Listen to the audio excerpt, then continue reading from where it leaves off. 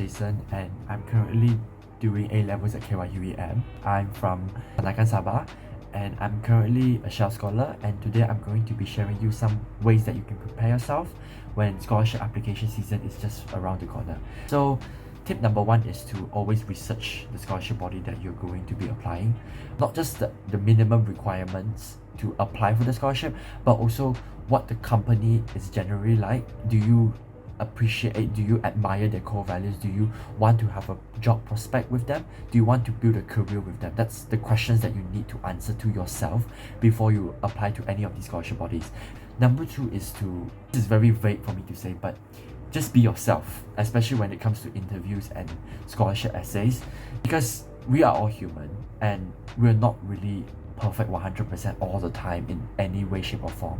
And while we have a tendency to just highlight our best to scholarship bodies, especially during interviews, sometimes that's not what they really want. Sometimes they also want to see the mistakes that you make. Sometimes they want to see the flaws and the lessons that you have learned while you were making those mistakes. And it's important to note that you shouldn't hide those mistakes, and rather just display to them and say, this is me, this is who I am, and you should be proud of who you are because you have been through all of this and you have learned a lot and you have grown. Tip number three is to always keep an eye on the application deadlines.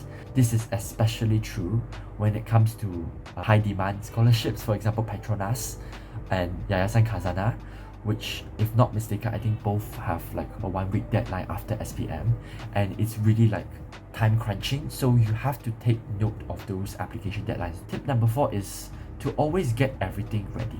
Last thing that scholarship body wants, especially doing physical or online interviews, is for you to not show up with everything that they require. That's something that you need to take note of. If the interview requires you to bring some sort of identification, your IC or your academic transcript or your resume, whatever, bring it, and bring the original copy and a photostat copy alongside with you in case they need it as their reference. Last tip for the day is for you to just take it with a grain of salt.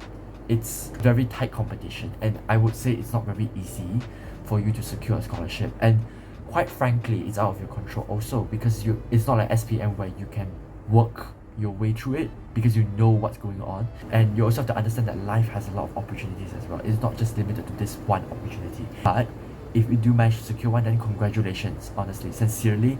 When you secure a scholarship, it really opens up a lot of opportunities for you, not just for career but also your own personal and professional development. I wish you all the best. Thank you so much.